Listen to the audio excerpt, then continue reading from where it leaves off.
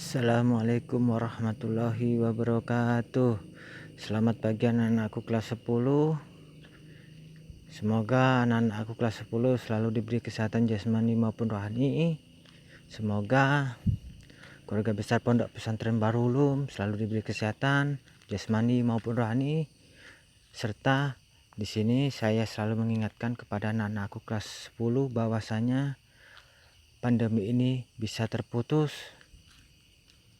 Ya, karena dari sisi kita sendiri yaitu harus selalu menjaga protokol kesehatan, karena dari situlah pandemi ini bisa terputus. Oke, kita lanjut ke pembahasan atau materi kelas 10 pertemuan kelima mata pelajaran PJOK materi pergaulan sehat guru M. Ali Salami SPD. Oke, masuk ke bab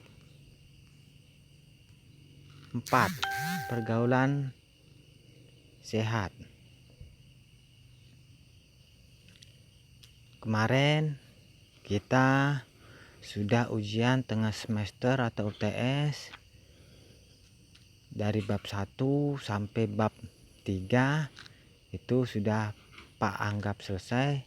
Jadi untuk hari ini kita masuk ke bab 4 pergaulan sehat. Kita masuk poin A, pergaulan remaja.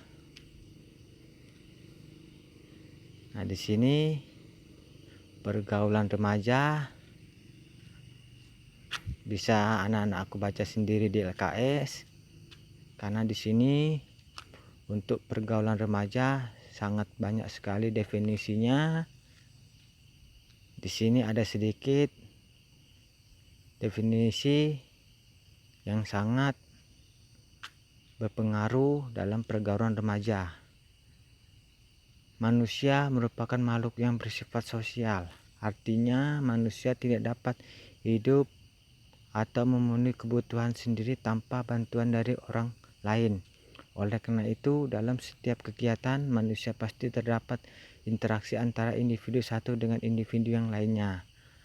Di sini sudah jelas bahwa setiap manusia itu pasti membutuhkan seseorang. Karena manusia itu tidak bisa hidup sendiri, pasti membutuhkan seseorang yang satu dengan seseorang yang lainnya. Oke, masuk ke B, membentuk pergaulan remaja yang sehat. Di sini ada beberapa cara untuk mewujudkan pergaulan remaja secara sehat sebagai berikut. 1. Adanya kesadaran beragama bagi remaja. 2. Memiliki rasa setia kawan. 3. Memiliki teman. 4. Mengisi waktu dengan kegiatan positif. 5. Memiliki batasan tertentu antara laki-laki dan perempuan. 6. Menstabilkan emosi.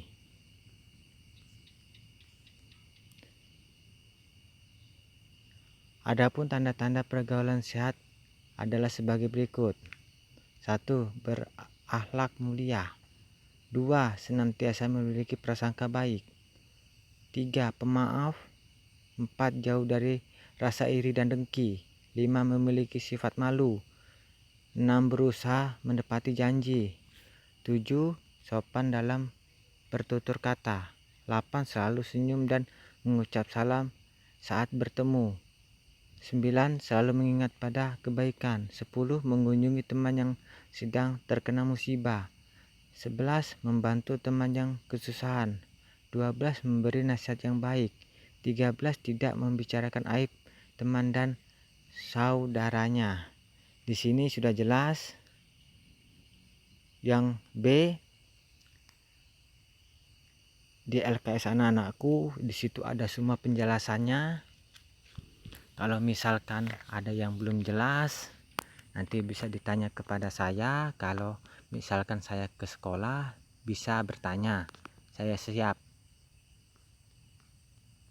Paham anakku? Oke, lanjut. Masuk ke C. Sikap dalam pergaulan remaja.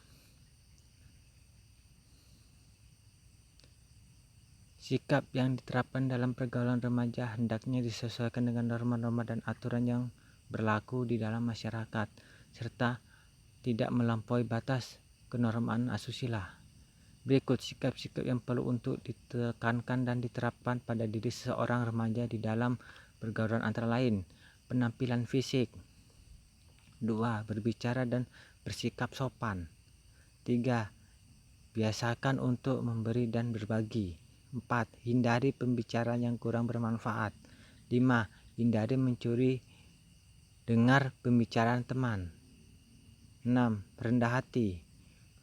7. Jadilah diri sendiri. Nah, di situ di sana aku sudah ada semua. Dibaca lagi. Oke, lanjut. D. Pergaulan remaja yang tidak sehat. Di sini berikut penyebab terjadinya pergaulan bebas atau pergaulan tidak sehat yang dialami oleh para remaja, yaitu 1. Tidak adanya nilai-nilai agama dan keimanan yang dimiliki. 2. Perubahan zaman. 3. Kesenjangan ekonomi.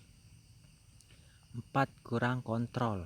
Nah, di situ sudah jelas pergaulan remaja yang tidak sehat. Di sini berikut penyebab terjadinya pergaulan bebas dan pergaulan tidak sehat yang dialami oleh para remaja. 4 faktor ini sangat berpengaruh.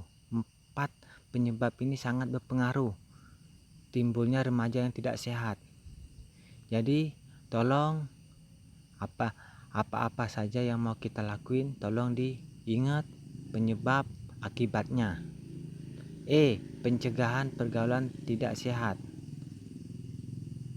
Berikut dampak buruk atau negatif yang ditimbulkan dalam pergaulan tidak sehat atau bebas, diantaranya 1. Ketergantungan obat-obatan terlarang. 2. Menurunnya derajat kesehatan. 3. Meningkatkan kriminalitas. 4. Merenggangnya hubungan keluarga. 5. Menyebabkan penyakit. 6. Menurunnya prestasi. Pencegahan pergaulan tidak sehat dapat dilakukan dengan cara sebagai berikut. 1. Membekali diri dengan nilai-nilai agama sedini mungkin supaya dapat mengontrol perilaku Anda. Nah, kita dari TK, dari SD, kita sekarang sudah SMA atau sudah remaja. Nah, jadi sedini mungkin kita harus tahu, harus belajar ilmu agama. Jadi biar kita bisa mengontrol perilaku kita antara baik dan buruk. Paham anak-anakku? Masuk kedua, biasakan meminta izin dan menjelaskan keperluan ketika keluar rumah atau pergi bersama teman-teman. Nah, ini banyak sekali anak-anakku saya lihat, Pak lihat sendiri, banyak remaja-remaja zaman sekarang kalau misalkan mau keluar kemana saja itu pasti nyelonong, tidak lagi izin ke orang tua, itu nyelonong, tidak ada izin sama sekali. Itu tolong ya anak-anakku, tolong jangan sampai kayak gitu. Paham anak-anakku? Nomor 3, salurkan bakat dan minat ke hal-hal positif, misalnya olahraga atau musik. Nah, daripada kita kayak gitu, mending kita di sini olahraga atau memain musik. Ya jadilah kita karaokean daripada kita melakukan hal-hal yang bersifat negatif. Masuk poin keempat, meyakini peraturan yang diberikan orang tua atau guru bukan bermaksud mengekang tetapi untuk kebaikan masa depan. Oke, sekarang mungkin bagi anda anak-anakku, untuk remaja zaman sekarang itu pasti dipikirannya mengekang. Tapi kalau misalkan sudah ngerasain namanya remaja masuk ke dewasa, sudah ada pikiran ini buruk, ini baik, pasti nanti sudah berpikir. Karena dari sinilah untuk kebaikan kita. Dulu orang tua yang ngoceh-ngoceh itu pasti pikiran anak-anakku itu jelek, tapi belum ngerasain untuk kedepannya. Pasti nanti ngerasain sendiri. Paham? Masuk poin kelima, biasakan menjalin komunikasi dengan orang tua, misalnya mencurahkan isi hati dan menceritakan apa yang dialami kepada orang tua. Nah, di sini untuk setiap anak-anakku remaja zaman sekarang itu banyak yang tidak bisa terbuka sama orang tua. Setidaknya orang tua itu orang tua kita sendiri, bukan orang lain.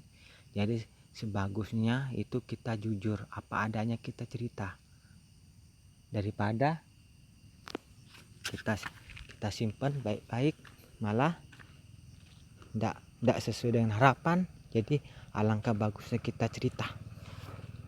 Paham? Termasuk poin ke-6, menjalin pelopor pergaulan remaja yang sehat. Nah, di sini sudah jelas menjalin pelopor pergaulan remaja yang sehat. Nah, kita jadi contoh. Kita harus bisa jadi contoh, apalagi kita termasuk ke pondok pesantren. Kita harus jadi contoh. Karena pondok di mana-mana, pondok pesantren itu jadi contoh. Jadi kita harus jadi contoh, pelopor. Cukup ya anak-anakku. Untuk bab 4 ini, misalkan anak-anakku kelas 10 ada yang bertanya, mungkin dari sini anak-anakku tidak bisa bertanya, tapi kalau misalkan Pak ke sekolah, misalkan ada yang mau bertanya, silakan bertanya ke kantor. Pak siap bantu. Mending bertanya daripada diem ujung-ujungnya tidak tahu. Ya anak-anakku. Jadi untuk bab 4 ini sudah Pak definisikan, sudah Pak jelasin satu persatu. Walaupun ada yang masih anak-anakku yang belum paham, Pak harap bertanya. Paham ya anak-anakku? Jadi kita masuk